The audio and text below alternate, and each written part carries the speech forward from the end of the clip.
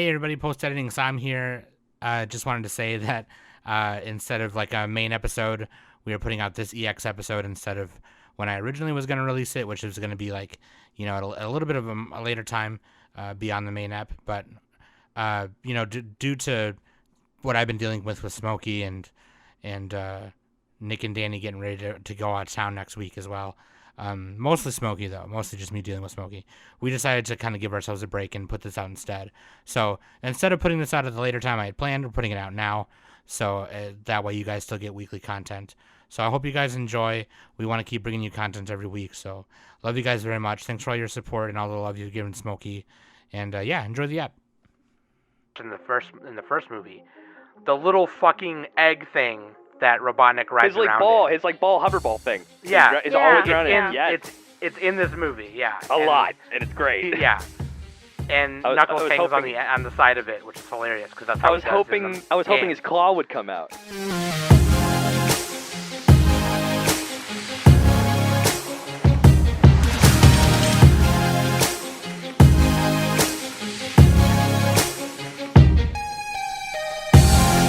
Hey everybody, welcome back to the Anime Summit podcast. It's your favorite host of the most, Sam the Bomb, and of course with me is Danny. Hello, hello, hello. Special guest once again from the Weebology podcast, Ricky. Hello everybody. Thank you so much for having me back on. Yeah, hell yeah, dude. Ricky's here to help us with a cinematography episode. Let's go. Yes. Cinematography. Movies. You're Cineho. Yeah. Cinnabon. You're a cinnamon hoe. Yeah, dude. This is actually our cinematography episode 4. Episode 3, me and Danny review Turning Red, which I just was telling them that I forgot to upload to YouTube. So for you YouTube listeners out there, it's on there now. As you're hearing this right now, it should be on there right now. So go listen to that. But yeah, cinematography part 4. Yeah, we are talking about Sonic the Hedgehog 2. Yes. Oh, Finally. I have notes. We're doing more of this. I want to keep doing more cinematography eps. Yeah, absolutely. And this is the way to go. And so here's the great thing about this is during our newscast or during the newscast end of the year special I did, Ricky was on that and we were talking about Sonic. And that's when I kind of discovered how big of a Sonic fan he was. And I was like, oh, sweet, another huge Sonic fan. Let's do this. Yeah, and I have pretty robust history with Sonic games. I think in terms of 2D and 3D, and I think even the racing mainline games, there isn't one I haven't played. And even a couple that are like the weird ones that are pretty obscure that I just had in my youth. That, looking back, were pretty, what's the scientific term? Shite. Shite. But I still played them anyway, because I am a fanboy and I can't help myself. Yeah, absolutely. Well, did you see that there's Sonic Frontiers? I did. Yeah. I have mixed opinions. I think it's going to be an open world adventure from the looks of it. The gameplay at its nugget looks very promising. This is the direction I think a Sonic game should always have gone. I feel it's the James Cameron problem where he wanted to make Avatar like a decade before it actually happened, and the technology just wasn't there to realize a Sonic game like Sonic Frontiers could only, I think, properly happen in this generation onward. So it makes sense why it's here. But man, this is a do or die, Sega. You gotta polish this bitch. Polish that turd. Yeah. I want to see more gameplay and stuff. Yeah. So. I will hold my breath this one. You know what? Fuck it. I say that with every Sonic game. I will hold my breath this time. I'll be willing to do it. But right. I've been burned. So you're probably gonna say like, oh well, Sam and Danny, you didn't do a cinematography on the first one.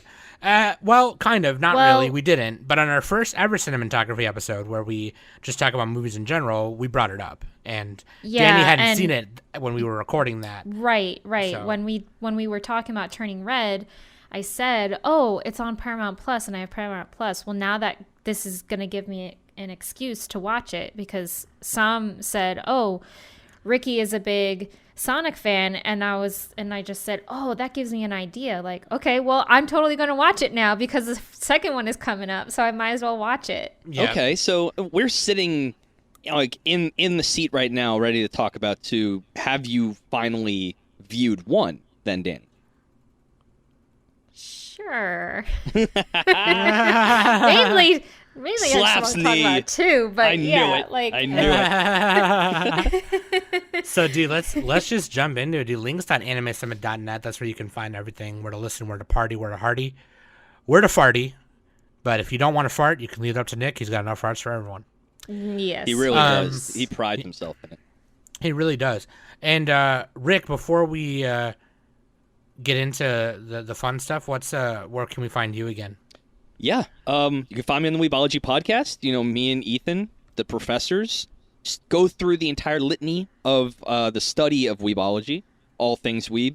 And you can find us on anywhere you get your podcast fix. You're already on the platform, babies. You can just hop on right over. You know, all the links are in every description of everywhere you find podcasts, and you can find us on YouTube, like, comment, and subscribe there. And, you know, if you're feeling peckish and you decide to, you know, want to give us a little monetary love, get into Discord, you can talk to Sam and Danny in our Discord as well as theirs. You can go to patreon.com/Weebology and get your extra content fix as well. So, Yeah. I'm still waiting. I'm still waiting on my pin.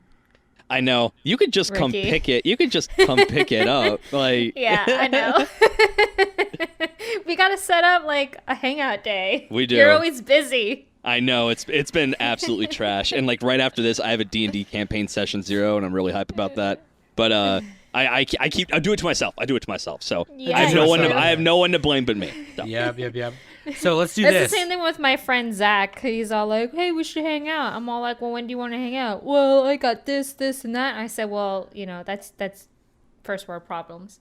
Every day he's got available, it's like the one day Danny's busy or something. It's like that's how it works. Yeah. Yeah. Dude, let's do this. And I'm making this up on the spot. Okay, I don't give a fuck right now. Like,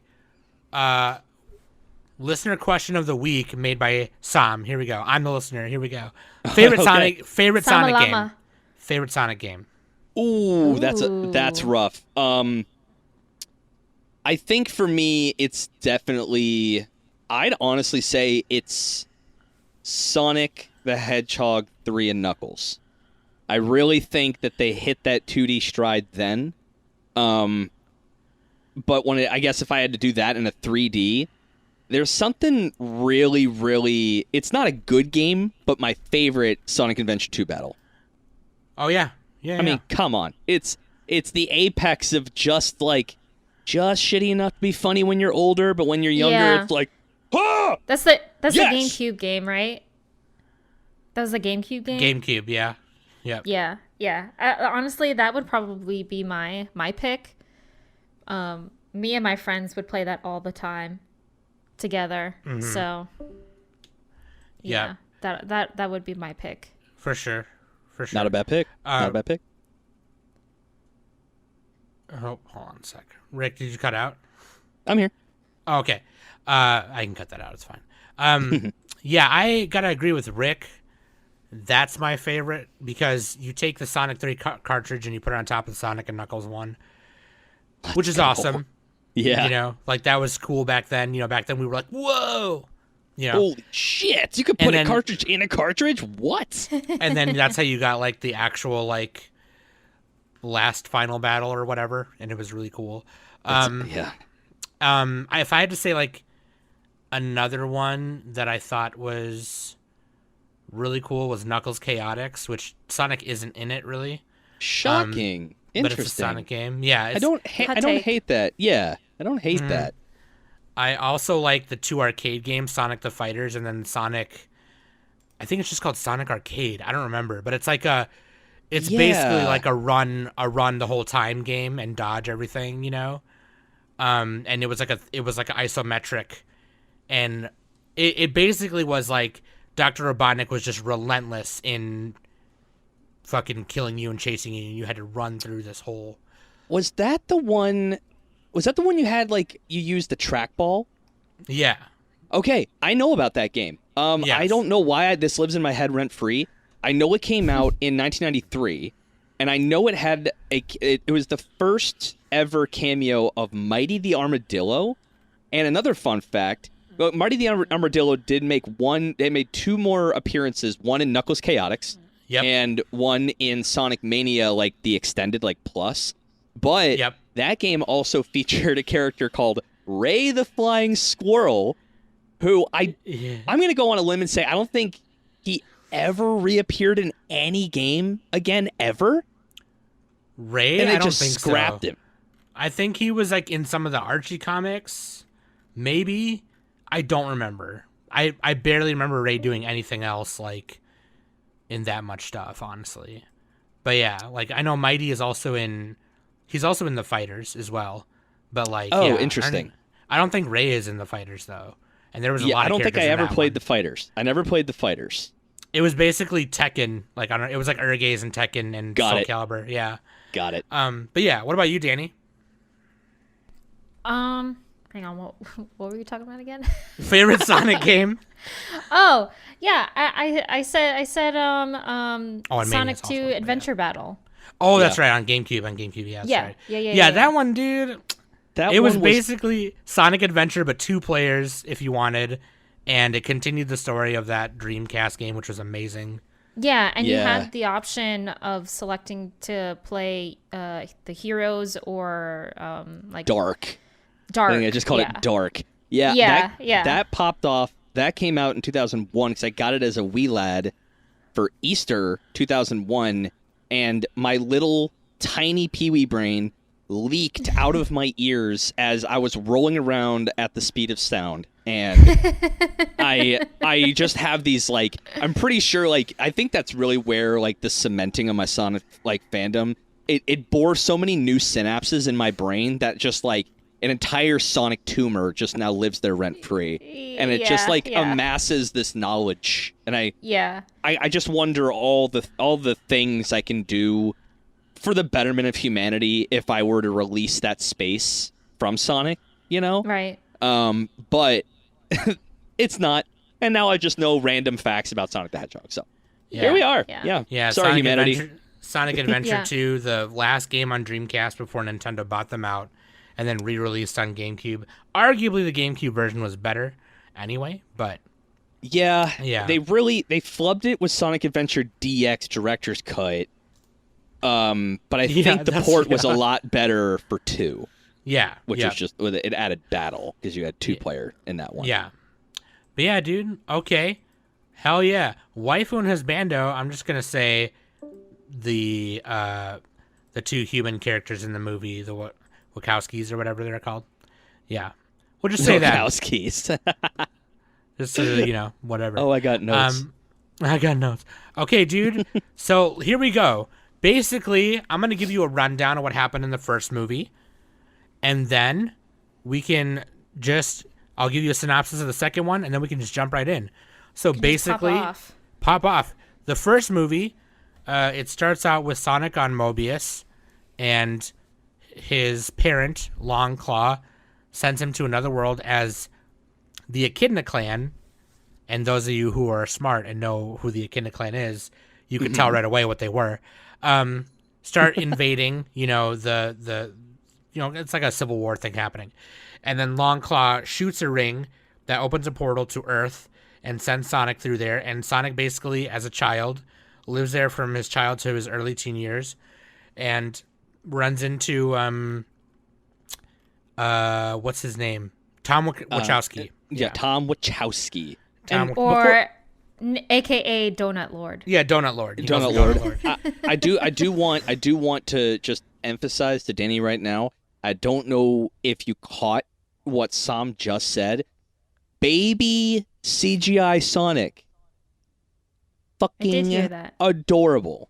That alone is worth. I was just like, yeah, he was really cute. Yeah, so cute. He was really cute. Look at the baby Sonic. It's adorable. Okay, and continue. So that must have emphasized. Yeah. So that mixed with a phenomenon that Sonic caused with his electric, fast-moving powers, caused engineer, genius, scientist, inventor, Dr. Ivo Robotnik to come through and investigate with the army and Robotnik selfishly being like, oh, I'm just going to pretend like I'm working for them and really take this power for myself. And it's up to Sonic and to kind of, take responsibility and protect his newfound friends, Tom and Maddie Wachowski, in the little town of Green Hills, Montana. So, and yes, that is a play on Green Hill Zone. Yeah, there was a end credit scene in which Tails comes through the ring from Mobius to Earth and tries to find Sonic, and that set it up for Sonic 2. And the rundown of Sonic 2 is basically the plot of Sonic 3 and Knuckles, which is the Chaos Emerald is this thing that needs protection, and it's protected by the Echidna clan. And Dr. Ivor Robotnik discovers that it's a thing, and basically lies to Knuckles and says, well, Sonic is coming after it, and he's going to do this, and blah, blah, blah, blah. Yeah. And he gets them to fight each other while he takes it. And so the thing about Dr. Robotnik, right, is in the first movie, he didn't really have his iconic look.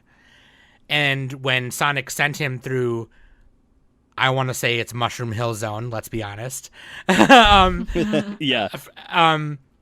He kind of shaved his head and grew out his mustache to have that iconic bald, huge mustache look. Bald, yeah. Which is what he looks like throughout the whole second film. So, that being said, which Dr. Robotnik is played by the legendary Jim Carrey. Which I gotta say, one, he does a fantastic job. Two, I don't really know how they swung getting him.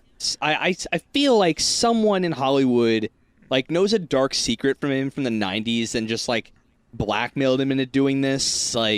I genuinely don't know, but he full sent it. I mean, he's perfect as an Eggman reimagining. He is goofy, quirky, full of himself. It's very much in line with the Robotnik character, at least from a 2, very much so. 1, I mean, I think they realized they had some changes to make for 2, and I love the changes they made for 2, honestly.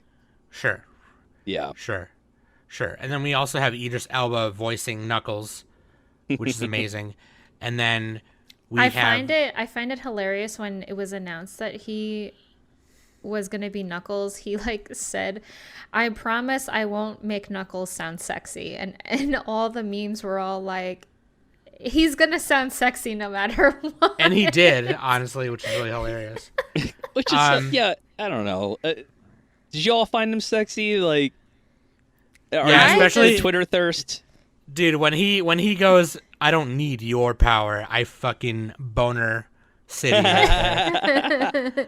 It's like, well, yeah, you don't need it, but you need something. Anyway. Yeah, I was going to say, you sure you don't want this? And then we have Ben Schwartz as Sonic, and then Colleen O'Shaughnessy, one of the video game voices of Tails, as Tails, which is awesome. I was great. I was really grateful that they brought her along to do it instead of grabbing, some star to play Tails and stuff. So.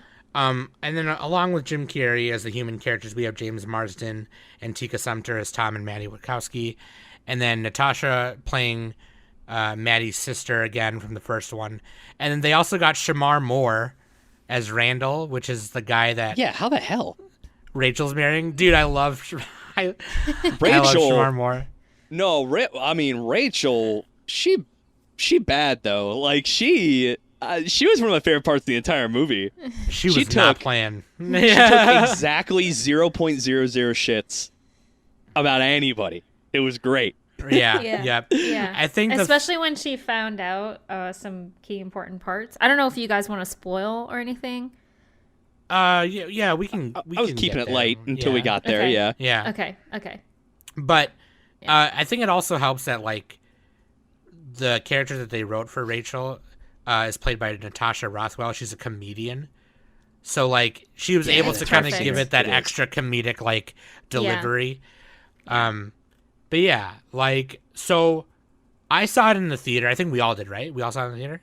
Mm-hmm. Yeah, I did. Okay, I had to refresh because I saw it right when it came out. So I got my got my friend's Paramount Plus. Shout out to Ryan, my boy. Gave me the Paramount Plus to rewatch it so I can get all the beats. Shout out to Ryan. Also directed by Jeff Fowler, okay? Yep. But I also want to say initial thoughts. My initial thought was I loved it, but a lot of the script was not as good as the script in the first one, like some of the dialogue. I feel like that always is going to happen. Interesting. For like franchise series kinds of thing. It just some of it was like corny. It wasn't as good. Like yeah. What do you guys think? Initial thoughts? I think a little. I actually really like the direction of the second versus the first.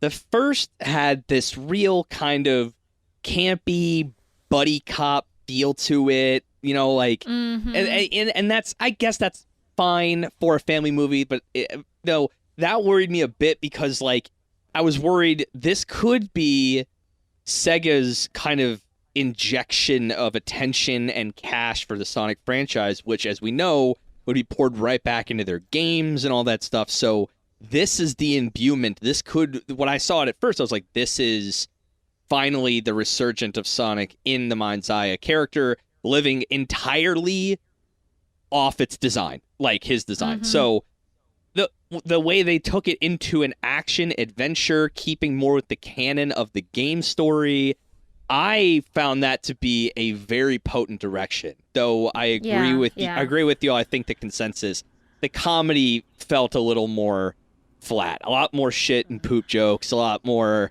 like, I don't know, like lower brow. Not that the original was any kind of classy, but you know, it definitely felt like the story and the action was prioritized over the dialogue and the comedy, which I don't necessarily hate, but would have been nice to see some better dialogue. But if you're gonna do that, it just then like the dialogue has to be executed in a more short and sweet way. You know what I mean? Less. And for me, it was mostly Jim Carrey's script in Sonic 2. Some of like the parts that were supposed to be like, oh, that's funny. You know what I mean? It was kind of like, oh god, it's really corny. You know, but like, Danny, what about you? What are your initial thoughts on Sonic 2? I mean, I definitely really enjoyed the first one. We've always gone back and forth, and especially over the years with video game movies. Video game movies never do good at all. But now it seems like Hollywood is definitely kind of really honing it down and really paying attention to what the fans are saying. Especially the whole fiasco with the first one, and when that first trailer of Sonic came out, and literally how Sonic looked, and freaking Hollywood just got cyberbullied into changing. Dunked on. Yeah. Mad dunked on that. For good reason. So, I'm pretty sure children are PTSD'd forever by just the trailer of that. So good on them. But you know what? And it's funny you say video game movies.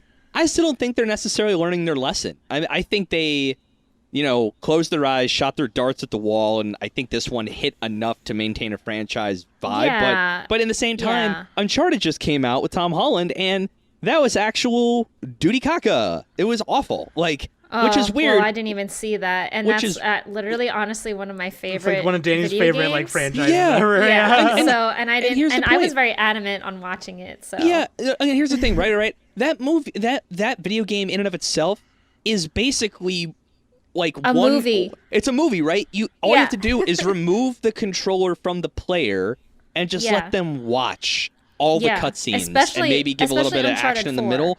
You have a really, really good movie. Like 4 of them, actually. Yeah. You have a franchise sitting in your lap. What are you doing mucking it up? You had every fucking... This always gets me heated, y'all. It gets me heated. But, so I think... Are they listening? Sure, I would say. But that it better be a loud scream from the populace, because... Unless it is, I don't know. In the end, this movie is, by all accounts, a solid-ish movie, like as a movie. But as a video game movie, it clapped because they had cohesiveness, they had effort, they had, I don't know, canonic story beats. Yeah. And people were like, oh, yes, I fucking remember this. And, you know, if you and Danny want to do a fucking cinematography on Uncharted stuff, you totally could. But, like, yeah, I will have to watch it before we do that. Yeah, I've always told Danny that, too, like, because I am not a big fan of playing them, but when my brother played them on the PS3, I always just love to sit in his room and watch him play it. It's just like watching a movie. Yeah. It exactly is well, like that. Naughty Dog, the game company who develops Uncharted, they do a really good job with their storytelling for their games. I mean, that's kind of how they that's how they work with their game. It's the same thing with The Last of Us. The Last of Us kind of flows like a movie and everything. I never personally played The Last of Us because that's a scary game, and I don't play scary games. I literally just went on YouTube and watched someone play it. So, so good enough. So I will say this though: Sonic 1 came out around the time Detective Pikachu did, and these two video game movies are the best ones. They are the best ones out there right now. I agree. And in Detective Pikachu, we could talk about it in another one. But Detective Pikachu, they changed some of the ending a little bit, obviously. But, like, it still worked, I think, and it was done really well. Ryan Reynolds, hilarious. It was funny. Full it was send. Great. So good. And the way they handled the way the Pokemon looked in a live-action movie was the perfect way to handle it. I don't know how else they would have handled it.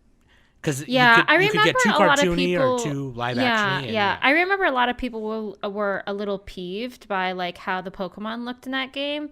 I mean, in that movie.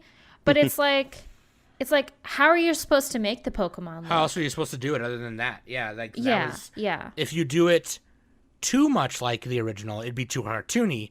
If you try to go too real with it, they wouldn't look like who they are. So this was like you'd have a Sonic 1 on your hands. Right there. Yeah, right. Exactly. So speaking of Sonic, but okay, so basically the consensus is we pretty much like this movie. It's a good movie. But so I will say this. It kind of seems like if there is going to be a third one, right? They're going to kind of slowly move away from the human characters. Right, because yes, because and I'm so glad. Right, because the Wachowskis are not really in it too much. They're on vacation most of the movie till the end, so they don't get involved really until the end. Whereas Tom was a big part of the first one, you know, because he's the one who found Sonic and whatever. And I think to that point, right? I think that's one of the moves I really liked, and to where I think the franchise is going in terms of story, it does involve that end credits scene, which made me absolutely hypey, and I freaked out, and I was so hype about it. Yeah. So exactly right. So I like the idea that the human characters are moving away out of the spotlight. They are basically an inflection point, right? And that's why I think they had to be so intertwined in the first one, because the human involvement was, we found Sonic, we have to protect this creature, and then once he's established in the world, well, then they can start taking more and more of a back seat. And there's kind of this element in this franchise now of like Sonic growing up. I think there is a moment where I believe he calls Tom Dad, which made me feel not good but not sick. It's a very weird gray area for me right there. But there's an element where, okay, that is going to be a natural through line about where Sonic is going to go. He's going to basically spread his proverbial wings and fly away from his surrogate fleshy father, unquilled father, and just kind of go, right? So I think, they've already set up the tone where I'm not a little kid anymore, Dad. I'm a big hedgehog. I'm a big hedgehog. And he's gonna go off and do his own thing, right? So if that happens, more power to it. Get the humans out of there. They should be nothing more than plot devices. I want the president, I want the head of gun, and I want Robotnik. That is all I want. Yeah. That's all I need. So impressive. Right. Impressive that they're making it work. Right. And I if that's the idea, then I'm with Rick on that. That's how it should go, because you have clearly already established Mobius's existence, and that it's a whole nother world that you can work with, and things like that. You could go back and forth from Earth if you really wanted to, well, especially if you have the rings and everything. Yeah, so. they've established that the rings are portals, right? So, I like that actually. And if you I notice like that. Yeah. if you notice too, it's funny. All the human characters called Sonic, Tails, and Knuckles aliens because that's how they rationalized it. But Sonic called without prompts, and they never go back to this, that he called the ring portal, watch your step as you're going through the multi-dimensional ring portal. It is it's basically, the implication in my mind is that Mobius is another world entirely. They're not an alien race or a different planet, right? So I find that interesting that the humans and their lack of understanding in this movie, I think, plays really well, because the dramatic irony is the audience knows they're not aliens. They're not even really of this universe. There's something different entirely, but the humans not really giving a shit whether they're aliens or whatever they are, kind of lends to them kind of slowly fading as a collective, as an element in this movie into the background. So them not understanding and unwilling to grasp what Sonic and Co are is actually going to work for this really well. If they try to study him, it's going to be very, oh fuck, now we're in a sci-fi movie. Great. That's not what I want. Yeah. Right. Yeah. Well, that almost happened, especially at the end, close to the end of the second one. Yes. So, and just the ignorance of like the, I think it was like the gun agents. Yeah, and the commander. That's what they were called. Yeah. So, yeah.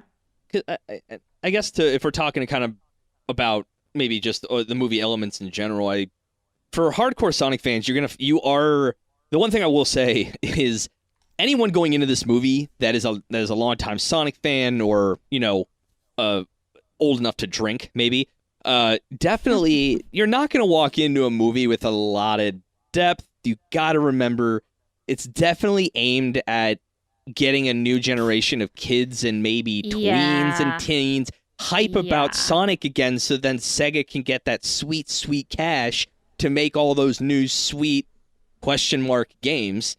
It's not that it's not for you, my fellow Sonic fan. It is more that it's not that they forgot about you though either. You are going to be finding, even for the hardcore fan, and I got notes on that too. And there's one really interesting thing they did in this movie. I don't know. We're pretty far. I'm in a little bit of Spoiler Town, USA. We are now entering Spoiler City, basically, USA. At one point, Dr. Robotnik does in fact get his hand on the Master Emerald and absorbs within himself loads and loads of chaos energy. It's kind of the power system particle of the movie, excuse me. This actually harkens back to the comics, because originally Dr. Robotnik was named Dr. Avi Kentober, and he was a kind scientist that stood up for environmentalism. He wanted to save the flickies. He wanted to save the animals. But because he absorbed, by an accident with a machine, all of that pure chaotic energy within himself, he became Dr. Ivo Robotnik, a.k.a. his name backwards, by the way. First and last name flipped. Ovi Ivo Kentober Robotnik. So him absorbing that chaotic energy is actually canonically deep in the lore. And I looked at that, I'm like, oh shit, okay, that's like from the comics. Oh my god. Yeah. So for you fans, this movie is rife with, allusions to the games. I mean, Sonic and Knuckles' first fight is their first fight from Sonic 3 and Knuckles. It's all there. So I was about to say, like, when Robotnik and Knuckles were going to were on their way to find the Chaos Emerald and everything like that. That whole segment is pretty much a game. Like it's a level of a game. So yeah. And then when Sonic finally arrived there, he just like blew right through it. So yeah. I mean, the snowboarding scene was, I believe, from Sonic Adventure 1, Stage 4 Ice Age, I think it's called, or something like that.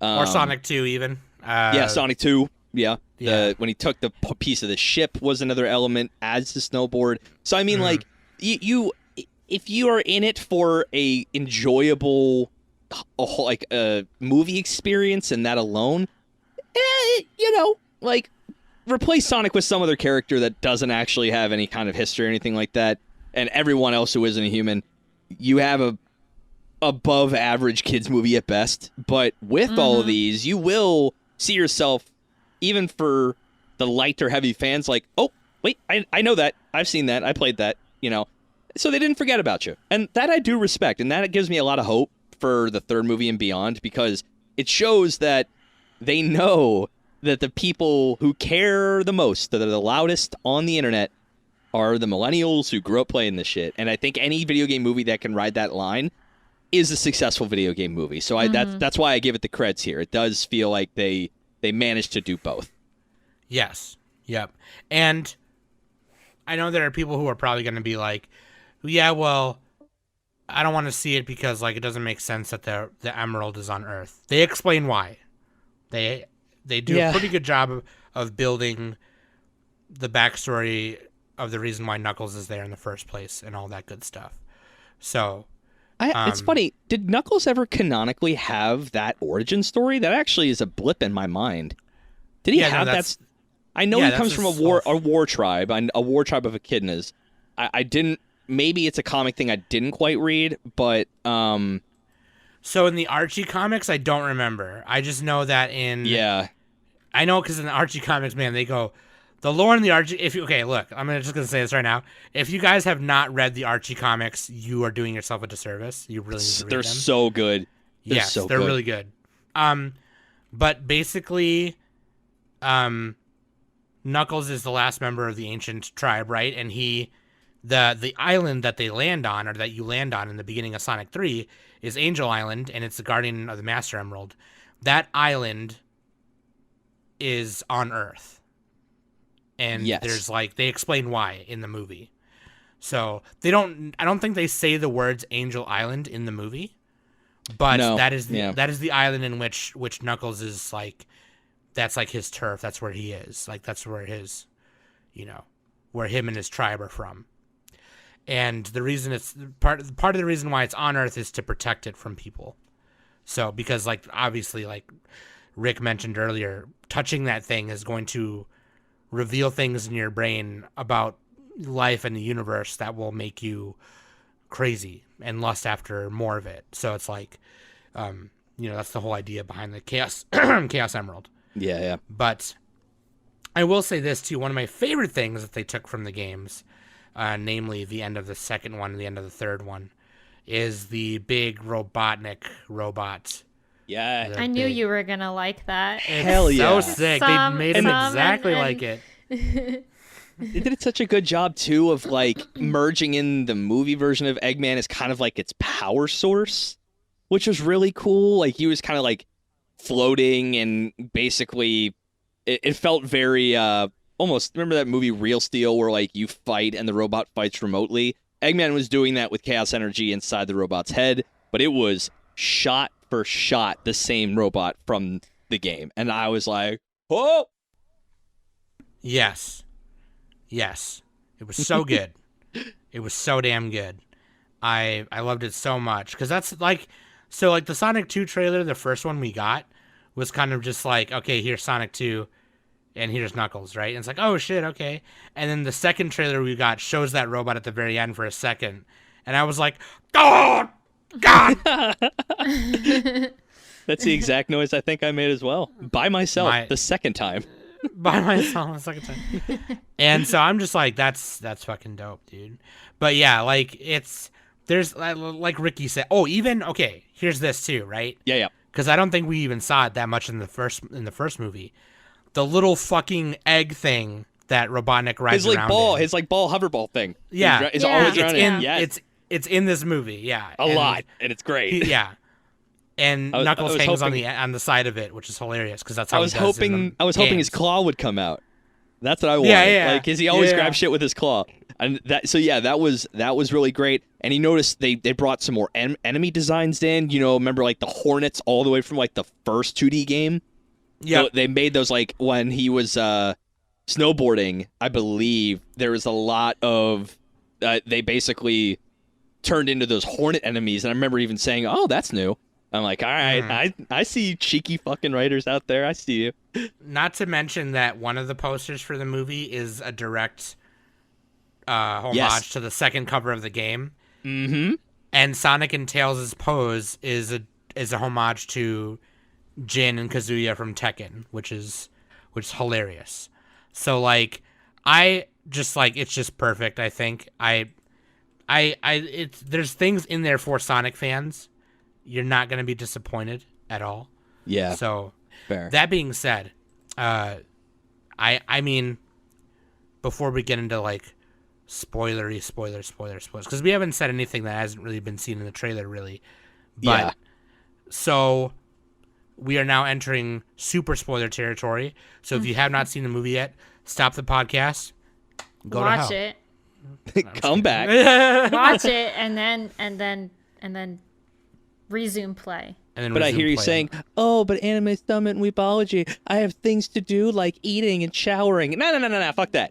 You have No. you have to go watch a wholesome, actiony hedgehog movie, and then come back and listen. That is I demand actually a this. good video game adaptation. Yeah, it's actually a pretty And- good video game adaptation. Yeah. So, yeah, dude. So basically, the whole entire time, the Wachowskis are at this. They're at the wedding reception getaway in Hawaii for Thank Maddie's God. sister, and that's like where they are. And so Sonic is like at home by himself, being a kid, making a mess. And Tails comes in, and Robotnik comes with Knuckles, and Tails helps him get away, and they travel across the world to figure out what Knuckles is there for, and that is the thing, right? So I will say this one before we get into spoilers. There is a corny part in the middle where they're in like Siberia, and they do like this dance-off music number scene, and it was pretty funny. It's a kids movie. You have to have one of those in there, honestly. You better. Yeah. But like, I thought it was pretty That pretty part funny. was great. Yeah. I will say that part was really great, and I mean that definitely shows Sonic's personality and how much of a kid he really is. Yeah, and there's kind of like this little character arc for Sonic where he kind of feels he's starting to feel more and more out of place, right? Because like obviously he doesn't know what kind of a hero he should be, and he has to follow the rules of Earth, and things like that. And then Tails comes through and basically is like, "Now you're my hero, dude. Like the reason I found you is because of the impact you made when you were running around the baseball field, and that's how I found a signal and to get to you. And I was just able to picture it and use the ring to get here." And they kind of had this connection and Sonic was like, "Yeah, well, we're friends, right?" And Tails was like, "Really?" He's like, "Yeah, like, isn't that That's how it works. Isn't that how this Yeah. works? Yeah, right. And it was just really cute. And they're about to fall asleep in front of the fireplace in this little bar that they're in Siberia because everyone's passed out drunk from celebrating Sonic being an awesome dancer. And Sonic puts the blanket on Tails and then falls asleep next to him back to back. And then Tails puts his two big fluffy tails on him. And it's like, "Oh, dude. That was adorable. Come on, dog." I do. It's funny you brought up Tails though. That might have been one of the things I found confusing about this movie, because canonically, Tails' character arc is basically, standing on his own 2 feet, right? He's always kind of in the shadow of Sonic, following Sonic, and has Sidekick. this Sidekick. Yeah. He kind of has this perception of himself that I'm nothing without the guy. But yeah, the one day I need to be more than that.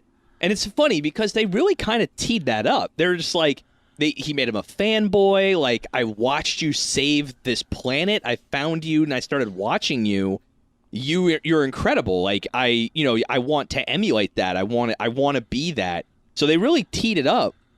I felt like they primed this even just for a moment, right? Where, of course, Tails saves him here and there, but they really could have teed up a moment that would have really hit that home of, like, Sonic's in a bit of peril and Tails' smarts could shine, right? What does he bring to the team? And because they said later, with my smarts, your speed, and your strength, we could beat that Eggman. And I'm like, well, you say that, but I didn't see a lot of smarts out of you, my dude. I kind of saw you have a failed translator. That's a thing. I saw you hijack a plane. That, I guess, is wily. But that's Tails' iconic plane. Which you notice, by the way, he didn't have that plane. That plane flew over the wedding, holding the banner, and he absolutely swag-jacked that shit. And then that's kind of how they're explaining that he has now his iconic plane, which is fine. That's not what I'm getting at. What I'm getting at is they didn't really tee up Tails. They teed up Tails to have just one moment of, like, this is what I bring to the table for the squad. Yeah. And I was hoping that they really sold that better, you know? So I see what you're saying, Ricky. You know what? They might do that for the third movie. Sure. I feel like because with the second one, you know, we're introduced to this new character kind of thing. So you don't want to kind of, okay, here's Tails. Everyone knows Tails. Now, you know, Tails is like the smartest kid on the block and everything like that. I mean, everybody knows that Tails has the brains and you know, Tails always makes these gadgets to help Sonic and everything like that. So yeah, I feel like it's more of like the build up. I could buy that. Hopefully, you know, I mean, I don't know what they're going to do for the third movie, but you don't know what they're going to do for Tails in the third movie. I have an idea, but we'll get to that. But yeah, so I mean, that was just me probably being a little bit of a snob there. I'm like, oh, the narrative arcs could have been a lot better. I recognize that out of myself. I recognize that. I mean, I can't look a gift horse like this movie in the mouth and, you know, judge its teeth. That's not fair. Yeah. It's a kid's movie. I get it, but it's fine. They definitely could have gone a different route with Knuckles too, because I mean, in this movie, Knuckles was kind of like that, like ignorance to technology kind of thing, and like I can't remember, there are certain parts in the movie where when Sonic and Knuckles finally kind of like team up after Robotnik betrays Knuckles, and Sonic's mentioned something kind of like of like the first word, like of Earth related, and Knuckles is all like, I have no idea what that is, and like or you know, he kind of had like that I don't even know. Fish out of water, kind of. Yeah, like big buff, meaty guy. You want the analogy? He's Drax from Guardians of the Galaxy. Yeah. Yes. Yeah. Like, seriously, you know, everything's literal. He doesn't quite get it. He's dumb, but he's powerful. And, you know, Eggman uses that to advantage. And there's an earlier scene what you're talking about with that, like, lack of understanding of technology, where he's showing a tiny hologram of that hedgehog, and he's just kind of like looking at it, like starts punching it. He just punches the glass, and it's like, tiny magic hedgehog destroyed. And I'm like, yep, that's Drax. That's fucking Drax. Right there. He's like, well, here on Earth, we do a handshake to agree on it or whatever, right? And so he just like cracks his hand open. He shakes Robotnik's hand, he crushes. He's like, my hand. And he's like, strange. My hand is uninjured. Perfect. See? So, and here's the thing. I think that when it comes to Knuckles' character, no fucking notes. That's the perfect way to play that kind of character, right? He is an antagonistic force just by sheer merit of him being used and too dumb to really understand it, and too gullible to question why. That's canonically been Knuckles, but he's always been a little bit more in like Sonic X and other games. he's a bit of a doof. He's a dope, but he's not like so dopey that he's a little bit more about it. And I think that might just be more of the narrative that they're doing in those other works. But I mean, the way you play it here, that was perfect. I have no notes, and I'm looking forward to seeing Knuckles in more sitcom shit in the future. I want that comedy tickles me like perfectly. Like somewhat, like you said, fish out of water, trying to just operate and just doesn't quite get it. And I love that shit. I liked at the very, very end where they're celebrating and it's like, oh, let's go get ice cream, right? And then he was like, okay, yeah. And then Tails is trying to explain ice cream to him. And they're going towards the truck, right? Tom's truck. And the way he jumps in the truck, he doesn't jump enough. So he like half gets in there and runs. But he's top heavy, so he just flips in. Yeah. Yeah. It's perfect. It's so fucking funny. Like little things like that, just fucking. I have conquered the second base. I am having the fun. That shit takes me I will say like that ending when like all three of them and Tom, they were all playing baseball and stuff like that, and I think Tom said something to his wife saying, oh, look at him, like he finally has friends that he can talk to and relate to now. And no shit, so, and I was just like, oh, like it's cute. Yeah. I know this is super weird, like that baseball scene.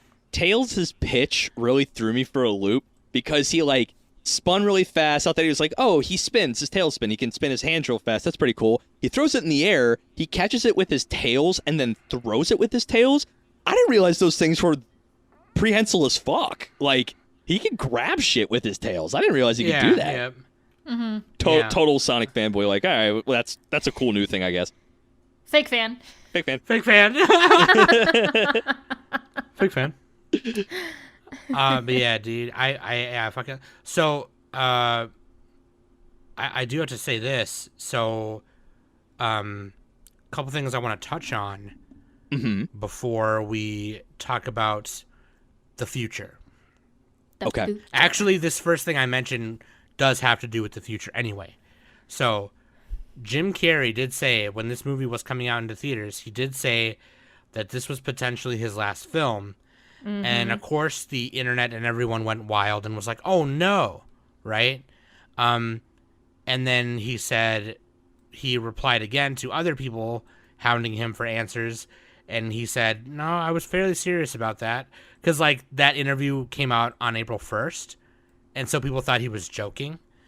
But something that I will say about Jim Carrey in general is lately he's been not doing movies as much. He's been very happy just painting, living his life. I love his painting shit.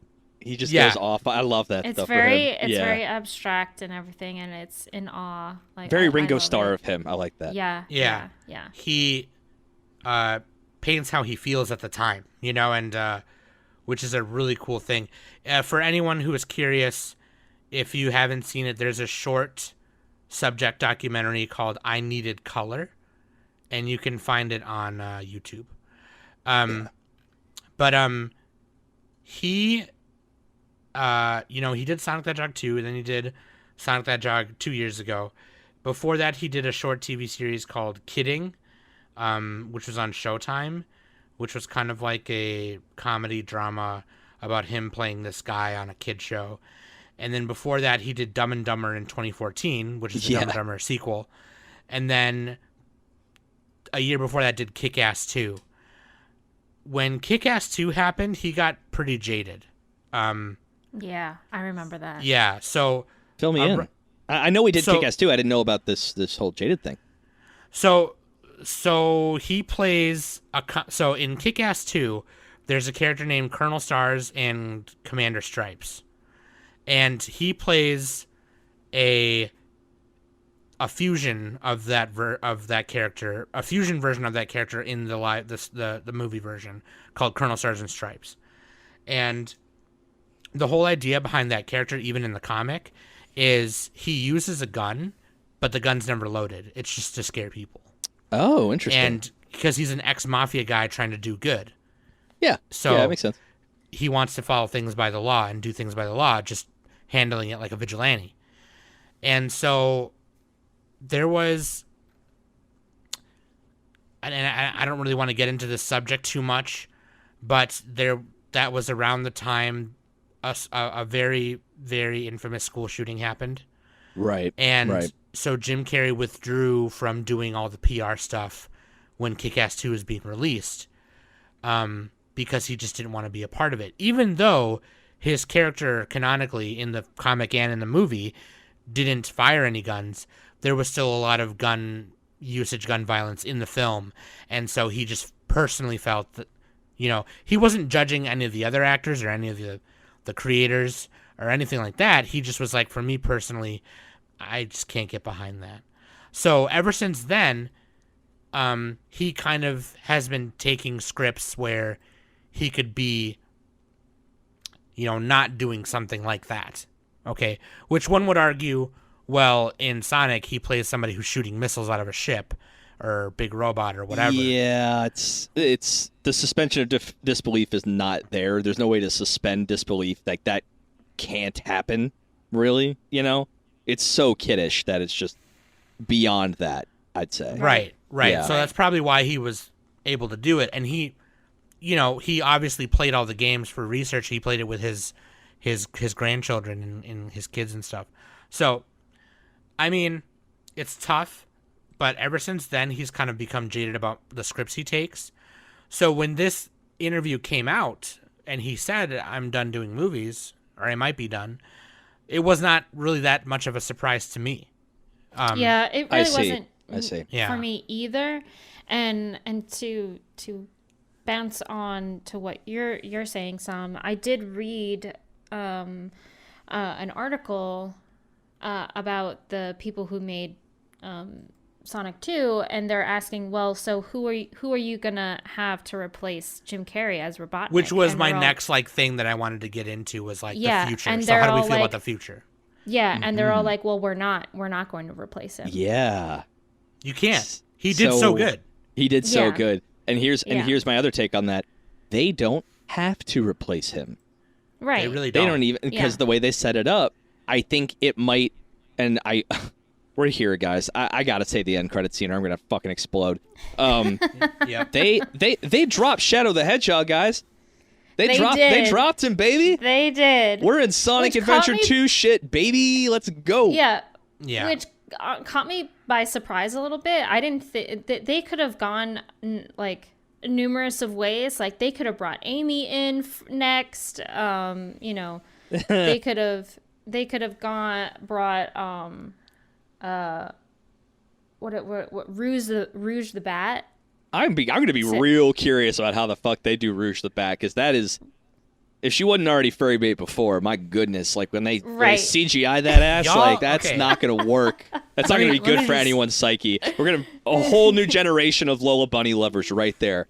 Done. Let me just stop y'all, because y'all are failing to mention one of the best adventure characters. Okay, we talked about Mighty, Ray. Okay, we talked about Rouge and Amy. Cool, great, wonderful. Nobody fucking cares. Y'all are missing. Y'all put some respect on my dude's name, Big the Cat. Froggy. The big kitty. Big cat. Big cat. You know what? Bring him in. Kids love him. He'll sell a fuck ton of merch. You tell him. I'll tell you what. If they just brush him up and give him a little bit more, he's like the comic relief punching bag. That plushie sell like hotcakes, baby. Like hotcakes. He's fat. He's fat though. But yeah, you're right. You're right. He big bone, and he got a yellow belt around and yellow sandals. He fished. And he goes fishing. He fish. He fish. Yeah. No, exactly what Rick said was, so the end. I'll just summarize the end scene here. So again, I hope you paused it when we told you to, because you're a bitch. But and if you didn't, well, that's your prerogative. So Sonic gets the emerald back and becomes supersonic and annihilates the big robot with him in it, and he knocks the robot over, and Dr. Robotnik falls with it, and you don't know, as they're looking for the rubble after the credits, they're looking for the rubble through the rubble, and they can't find him. So who knows if he had like a ring in his pocket and he used it last minute, or he just dipped, or he actually did get disintegrated under all the rubble or whatever. One of the agents, you see his assistant Stone steal some undercover, like steal some like SWAT agent's gear, so he goes undercover and walks around so he doesn't get caught. And one of the other gun agents goes up to the commander and says, we found some files in this thing. And they say Project Shadow, and then it cuts to a scene of Shadow in a tube, in a cryo tube underneath this underground something or other. And so that basically, I'm with Ricky. They're not gonna replace him, and I hope they don't try to. I hope they don't change their mind on that. I hope they leave it. Here's how I can theorize. If they want to make Eggman still a force in this world, I think what they can do here is, this is how I'd write it, right? That he did have a ring.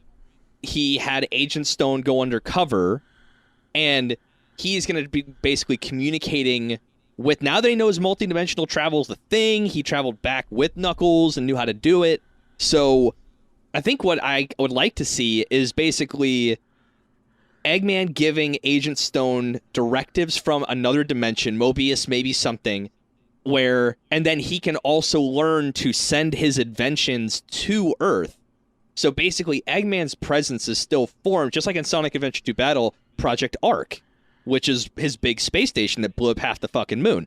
So, and that's where, the storyline with Maria and Shadow happens. So, I mean, there are so many good ways that you can still have Eggman from the quote-unquote shadows still working some sort of agency in this world, that he's like, hey, I just sent my biggest thing in from space. Like, take a look at the sky. They're like, oh, shit, you built a space station. That's rad, I guess.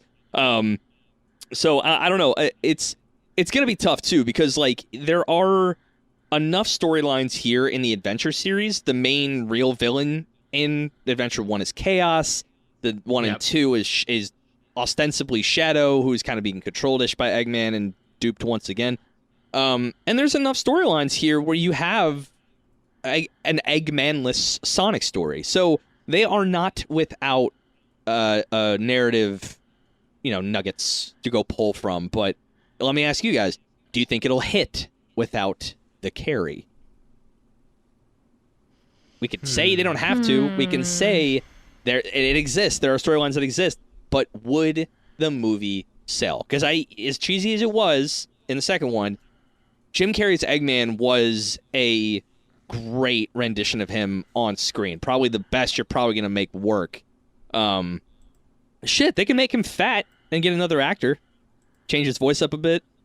I've been away dimensionally traveling. But I want to ask you guys, do you think you'd go see future ones without Eggman? I think I still would, yeah. Because I love these two movies so much, and I love Sonic that much. I just would. But, like, in terms of how well it would do, like, if I'm just thinking in general, right? I don't know. You don't got that billing, though.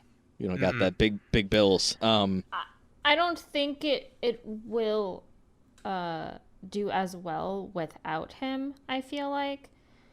But I feel like it's possible for the next movie to still do well without Carrie, especially if we know that the potential next like big baddie in the third one is going to be Shadow. Right. Yeah, they've at least saved themselves for just one other movie. Right. So another question, I guess, if we're talking about future, if you had to pick a voice actor for Shadow, who would you pick? Keanu Reeves is not a a bad pick at all. Yeah, it's gotta be a good one. Hands down. Something kind of dark, brooding, but a little bit on the whispery side. Shit, Keanu Reeves. Like, I was sitting here stewing, and you just like a bat out of hell. Like you came in with that.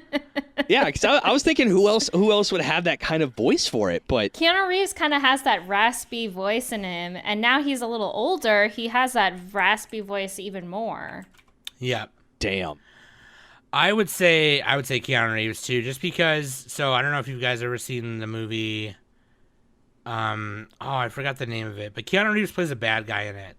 It's a martial arts movie, and he plays a bad guy in it. It wasn't very good, but it's shoot. Let me see if I can find. It wasn't like The Last Ronin, was it? Or Ronin 47 No. Ronin? Okay, no. No, after that. Okay. The main actor, the main character in it was Tiger Chen. But he plays a bad guy in that movie. And he has like this really low voice that he kind of uses for it. Yeah. And you know what? I think it was Man of Tai Chi. Ah, That's Man of what Tai it Chi. is. Okay, I remember hearing about Yeah. that. I've never seen it, but Yeah. He I would- plays it. Keanu Reeves directed it, and he plays the bad guy in it because he runs like this evil, like kind of fight ring organization thing, kind of. But it's like more than that. But like, are you saying that's like that could be a good showcase to see if he were to do a shadow? That would be kind of it's what he his would voice. It's the voice he does in it. Yeah, like I don't know. Like there's a line he says at the end of it where he's like, "You owe me a life," and it was just like, "Oh shit." Oh shit! Yeah. Dude. Oh damn! Yeah. Can I get you just back calm like down. later then? Like okay. Yeah, it's like calm down, dude. Jeez. I'd love But to like, see. yeah, no. Yeah. I just haven't had sex in 4 years, so I'm just saying. Yeah, but that was who's counting. I like. You know what's so funny too is that I want to start seeing a blending. If we're gonna do like CGI heavy video game movies, I'd like to see some real VAs get in the mix. I'm talking like a Chris Sabat or like a Matt Mercer, right? I'd You're be not down. gonna see. I know You're what you're saying. I know what you're saying, but I mean, You're probably not gonna see, the big wig like people that we know from anime in like big movies like that. I mean, I feel like the only place that you'll be able to see that kind of thing happen is like in a Ghibli film, and Disney runs it, kind of thing. sure, and that's I think that's the thing, right? Is that if you're gonna make movies about video games that aren't like the actor on screen, and we're getting to that level of, obviously we're here. We just watched a movie with a whole chock full of that level of CGI. Who is to say you don't pull in actors or VAs who know how to voice animated characters, video games, anime, hell, even like Pixar or otherwise, right? Like, I'd like to see that more. It doesn't need to be, a Ben, not saying like Ben Schwartz or Idris Elba did bad or anything, but like with Connell, like Tails, like that, she was the OG. So I mean, like, why, like, and I think that was the best voice acting in terms of like true to the character of the three. Idris is a little too sexy, Ben actually did a really good job. I'm starting to warm up to him, but he's no Justin what's his face, but I don't know. I just, they did a really good thing with Colleen. Why not, double down on that? I just don't, because to your point, right? Maybe big wigs, but the big wigs decided this. I'm starting right here. They decided to have her in it, and it worked very well. So Yeah. I don't know. We'll have to see. Yeah.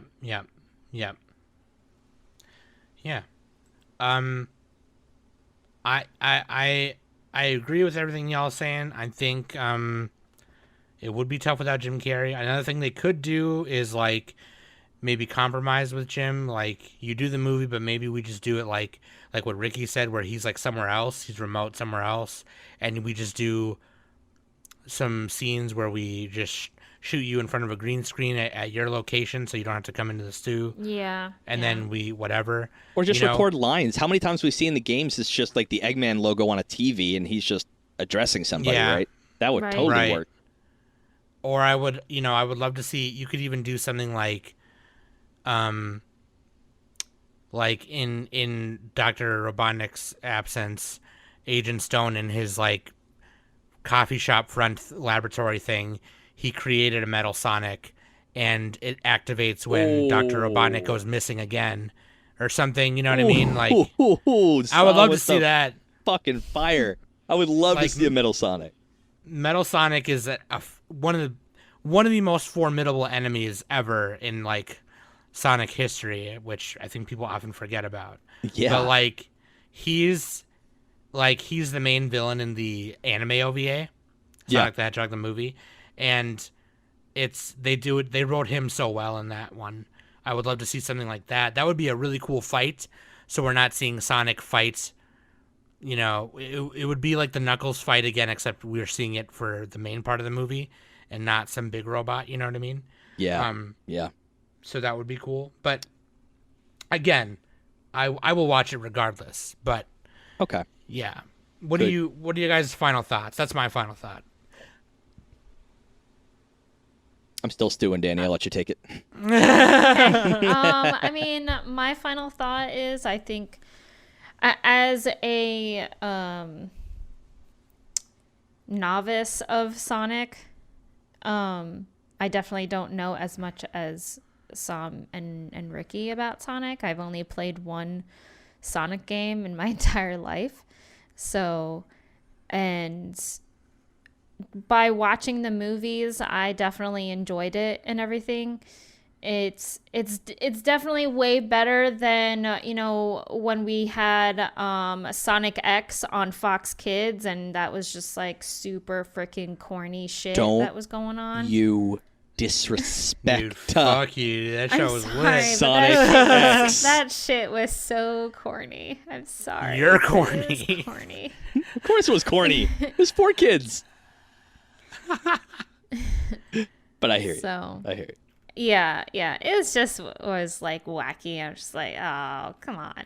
Like, So, but I enjoyed it. I'm excited to see more. I'm also sad that, Jim Carrey may not be in the next one. It will definitely be very, very, very, very sad not seeing Jim Carrey on the big screen anymore, regardless on him being Eggman and stuff.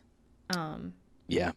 But, he paid his dues, and I think he deserves every right to retire. So kick back and paint.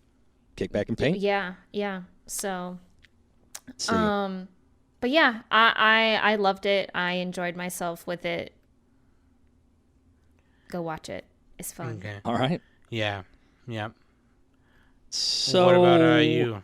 Yeah, I really, as someone who kind of knows all of what they're trying to, give me as a Sonic fan, I could tell that even more than the first one, there was a lot of care put into this movie.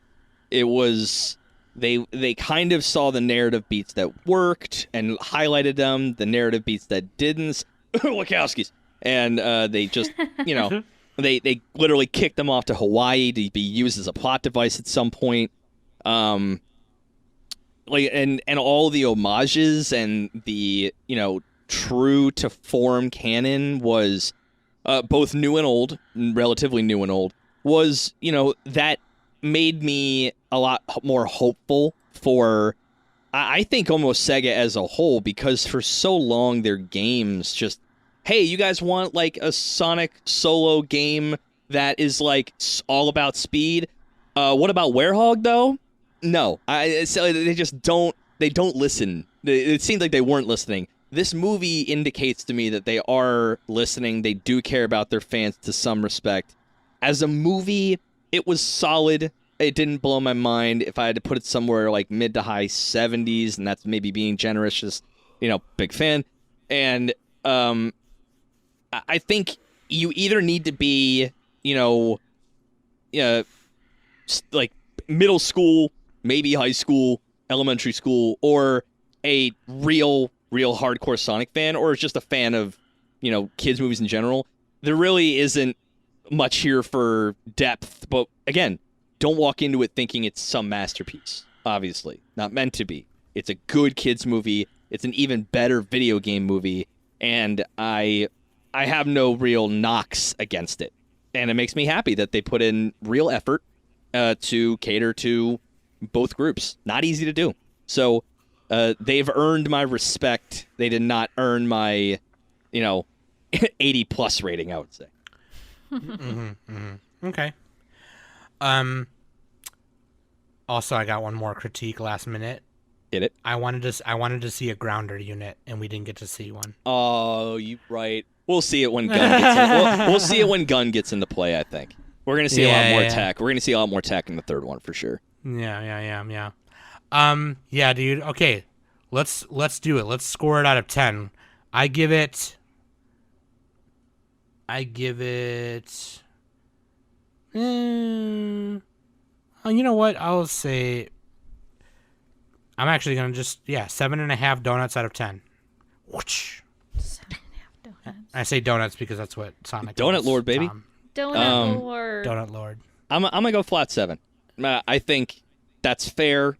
It is better. It is more entertaining than your average bear. Yeah. But but it's not going to blow the doors off anyone's, minds. But again, if you as an adult saw Sonic the Hedgehog 2 and it was just that poster and you're like, fucking yes, then this movie may be for you. Like, now that it's on Paramount Plus, go, hack your friend's account and go give it a watch. You'll have a good time. Go hack your friend's account. Yeah. Yeah, like you're going to buy Paramount Plus for anything else, right? Yeah, right. Yeah, dude. By the way, the current voice actor who voices Sonic in a lot of the video games is Roger Craig Smith. Roger Craig Smith, thank you. That was there was a guy named Justin at some point, and then the actor who plays Steve Urkel, forgot his name, and embarrassing. Yeah. Jaleel White in that one TV show. Yes, I think so. Jaleel White. Yeah, Yep. He did like the Sonic Underground stuff, all the old Sonic PSA stuff, and that's no good. I'm gonna go with 7.5 rings. Hey, all right. 7.5 rings. I mean, you're not gonna die if you get hit, so Yeah. You're good. No, Yeah. right. You're good. Yeah. It's pretty good. An avalanche isn't gonna come and kill me or anything, so. But you will lose your Tom rings. Tom will make sure he saves me when I'm snowboarding down that avalanche. Yeah. Just picture this. Picture this shit.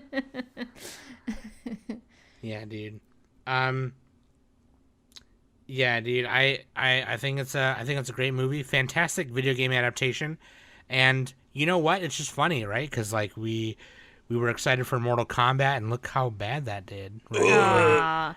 That movie had potential, like the whole backstory with Scorpion and everything, and then they had to fucking ruin it. And they're still failing. Yeah, video game movies are still failing. So in light of that, those big failures that we see constantly is we have the Sonic movie, and I would say Detective Pikachu as well. So the next big video game movie that's coming out is the Mario movie. Yeah. Oh, which they delayed once already. But yeah. Chris Pratt.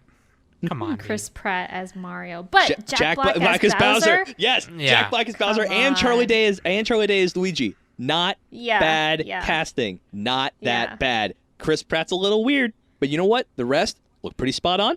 I'm here for it. Let's go.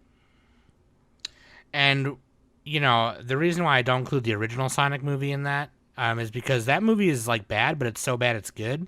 Different category.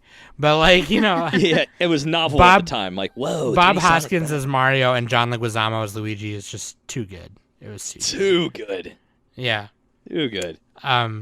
Yeah, dude. Anyway, check out Sonic 2. If you haven't seen the first one, check that out as well. You can watch Sonic 2 on Paramount Plus.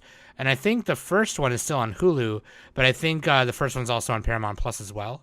So they're both on Paramount Plus, yeah. Okay, yeah. Just check them out. Use a free trial of Paramount Plus and watch them both, and then or steal your friend's account, like Rick said, whatever. Mm-hmm. They're not gonna care if you password share like Netflix does right now because they're full of crap.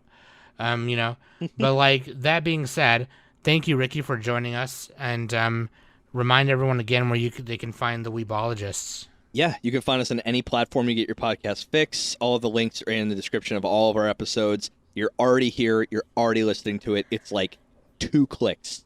You're good. Just type in Weeb in the Spotify list and you'll find us. Find us on YouTube. You can find us on Patreon, and you can find us.